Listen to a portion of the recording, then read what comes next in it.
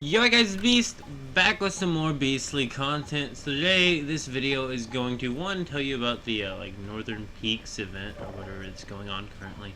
Secondly, it's going to be telling you my current opinion on the new PvP scenario, Prism Clash, or whatever it is. If you are a week late or later player, do not join Prism Clash.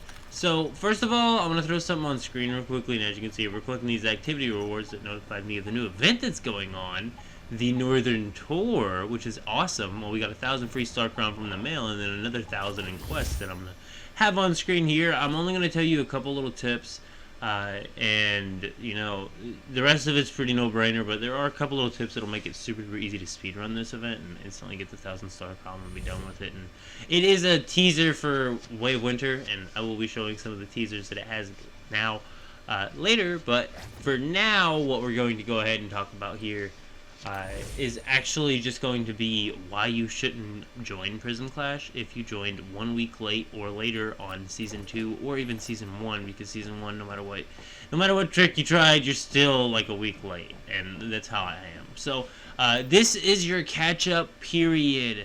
This is also your chance to get a break from the game before Way of Winter. Way of Winter releases on the 17th, as most of us know, which means that once your server has reached its settlement phase, your server will be open for 30 more days after that.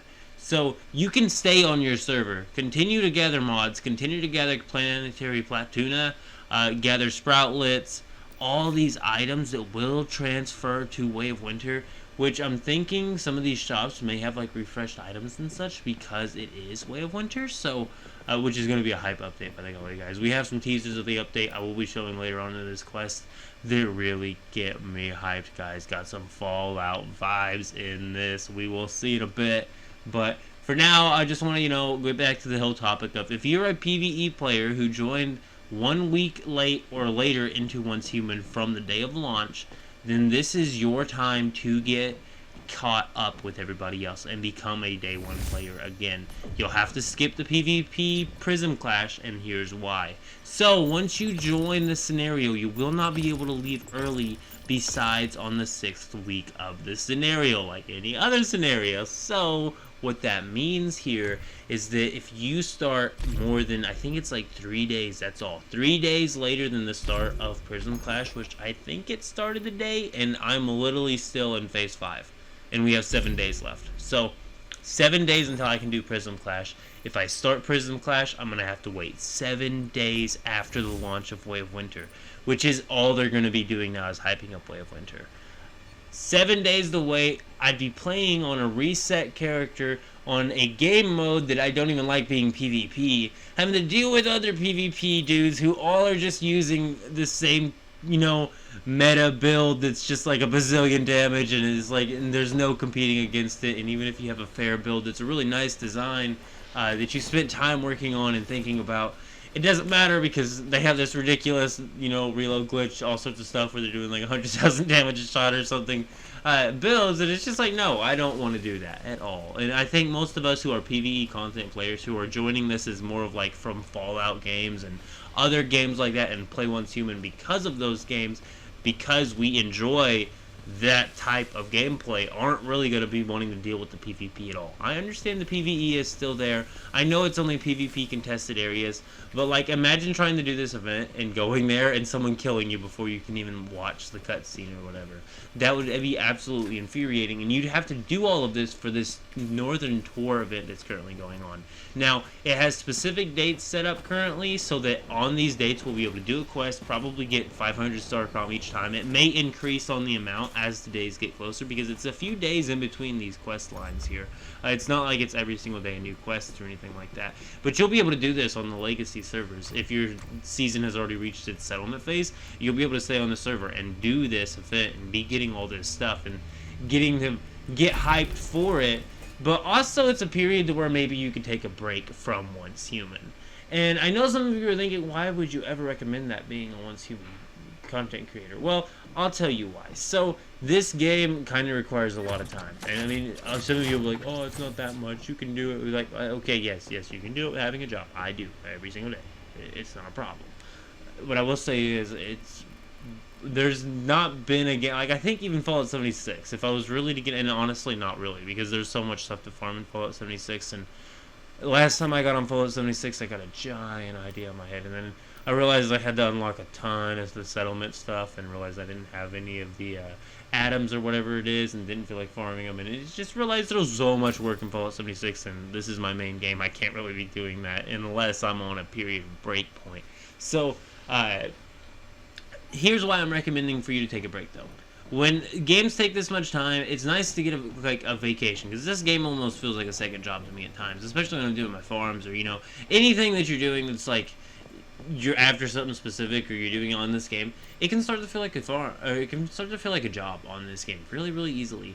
And while it's a blast, I love this game. It's an absolute fun game.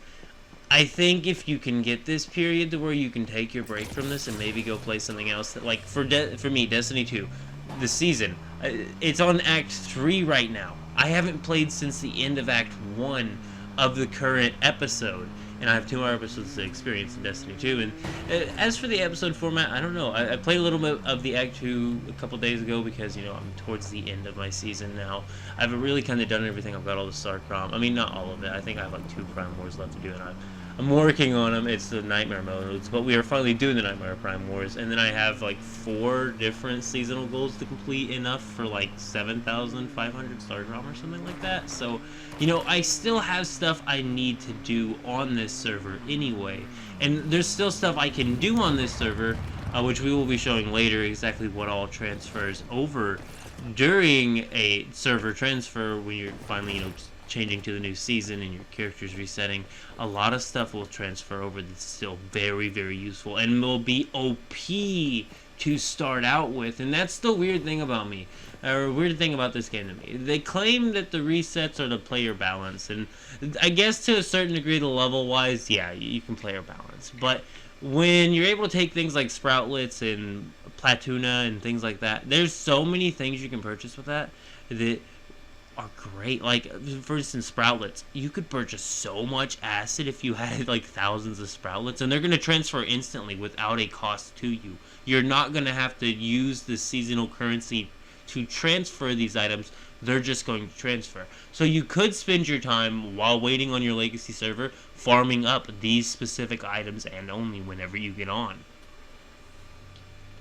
allowing you to be stocked up with literally thousands of Sproutlets, thousands of Platuna right off the bat, and able to use it on all this new Way of Winter content, on the new map, in the new region, in the new freezing cold region. Very, very hype stuff, guys. Like I said, as you can see here, they were just showing that on screen there. That was a little picture. That's the second quest, I think. Yeah, the second quest. I showed on screen that you can purchase the orange juice from the events tab. I completely spaced on that at the beginning of the video. Also, I showed you a teleport tower you could go to get blueberries, which is all you will be needing to make blueberry juice. That and some wood. You can just craft it in a furnace. Another tip is I used my survival tent there to just go ahead and make the blueberries at my survival tent, and then go back to the teleport tower and instantly teleport to Myers Market, making it a lot quicker. But on to the next season, Way of Winter, Wishland Park, guys. You know what this reminds me of? I mean, it's a frozen version. I mean, I don't know. It's interesting. It's frozen, but Nuka World, Fallout 4 Nuka World, or Fallout 76 Nuka World on tour, whichever one you want to call it. But this is way more Nuka World than Fallout 4 because it's large scale. There's a full-scale amusement park in the next season, guys. It's gonna be a frozen amusement park full of zombies, maybe some more other sort of enemy, we don't know. Another thing they mentioned about the Way of Winter area is that there's machines that we've never seen before. So there's gonna be new tech going on there, and probably new enemies. It's going to be a blast, guys. And once again, I'd recommend not even joining Prism Clash if you're not able to join it within the first few days. If it's causing a delay of you to get to play Way of Winter, why even join it? Especially if it's PvP, and if you play it and it makes the game not as good to you because of the bad experience you had with the PvP, that's not even worth it. And there are so many items that you could be farming on the legacy server instead, while you wait for October 17th, as well as quest lines with specific dates all the way up into the 7th of October, literally only 10 days before Way of Winter. Why join Prism Clash?